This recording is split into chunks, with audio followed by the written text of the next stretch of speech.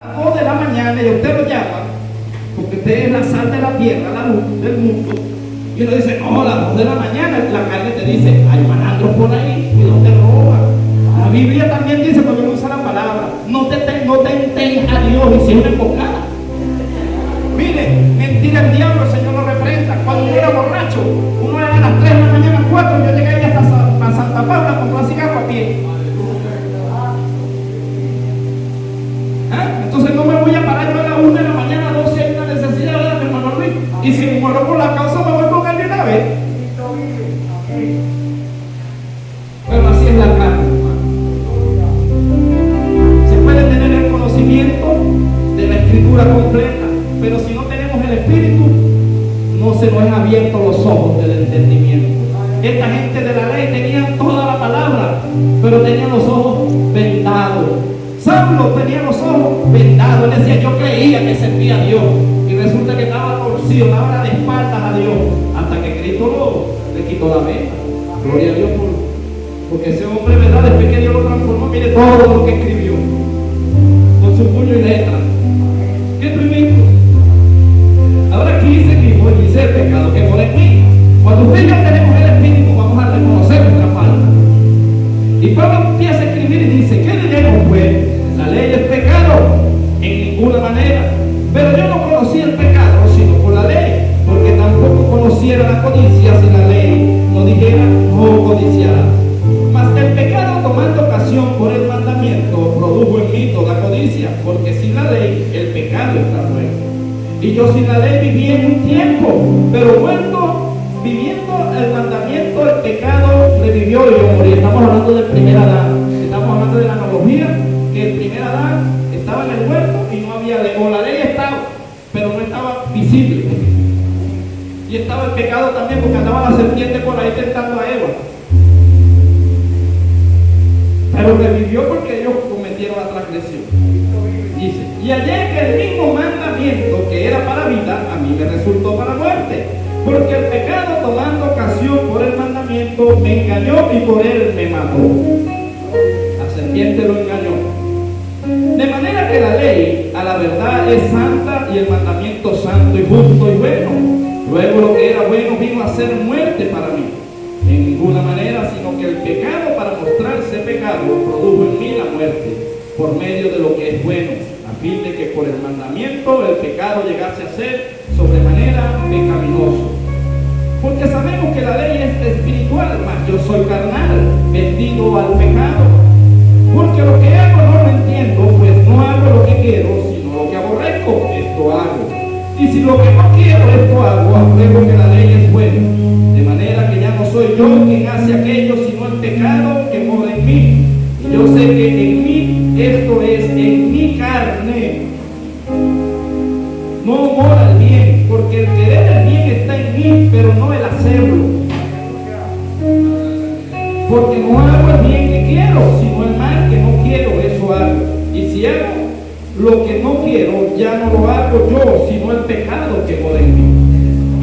Así que queriendo yo hacer el bien, hallo esta ley, que el mal está en mí, porque según el hombre interior me deleito en la ley de Dios, Cristo.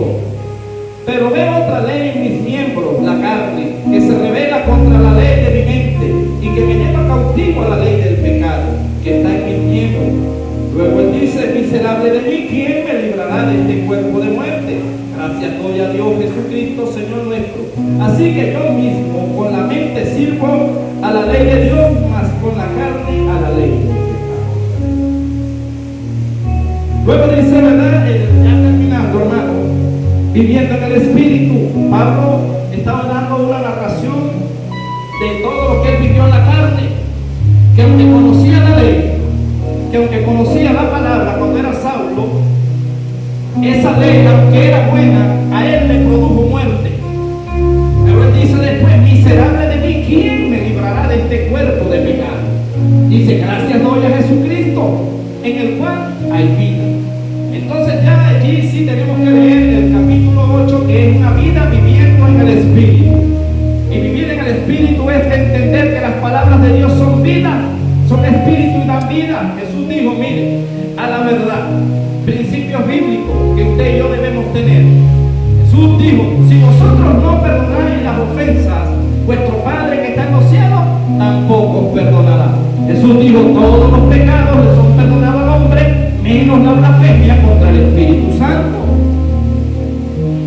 Y así Jesús fue instruyéndolos, porque Jesús sabía, porque Jesús se hizo carne, que el tentador en el pasado había hecho tropezar a David. Había hecho tropezar a muchos en el pasado. Y hoy en día el enemigo también nos hace tropezar en algunos momentos. Por eso Pablo dijo, caído pero no destruido. ¿Verdad que sí? Una cosa es que el enemigo nos engañe en algún momento y después nosotros digamos nos engañó. Y peleemos contra él y después lo venzamos. Porque él se viste como ángel de luz y si no velamos, las emociones, que es la que el enemigo ataca, nos hagan hacer un acto carnal, porque Pedro fue llamado a ser apóstol y evangelista y todo lo que usted sabe, pero había momentos donde él sacaba la espada y volaba una oreja. ¿Cuántos hemos volado una oreja en algún momento? Y no es que no seamos de Dios, sino que como estamos en la carne, si no velamos, ella va a jalar hacia allá. Entonces hay una batalla como los de Amalek. Cuando levantaban las manos de Moisés, el pueblo prevalecía. Pero cuando dejaban de orar, entonces la carne se levantaba y ganaban los de Amalek. Cuando usted y yo oramos, prevalece el espíritu. Cuando usted y yo nos tiramos a dormir, la carne prevalece. ¿Será que nos hemos tirado a dormir en algún momento?